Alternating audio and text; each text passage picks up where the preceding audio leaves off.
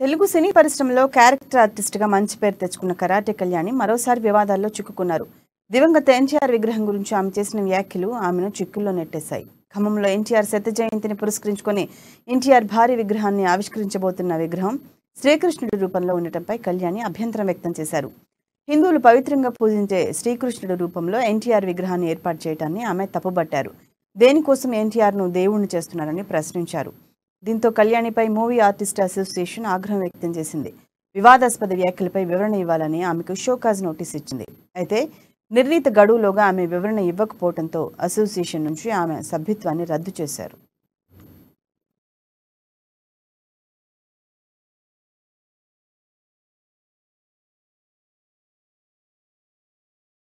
రద్దు చేయడంపై కళ్యాణి స్పందిస్తూ ఆవేదన వ్యక్తం చేశారు. తాను ఏం తప్పు చేశానో అర్థం కావటం లేదని అన్నారు.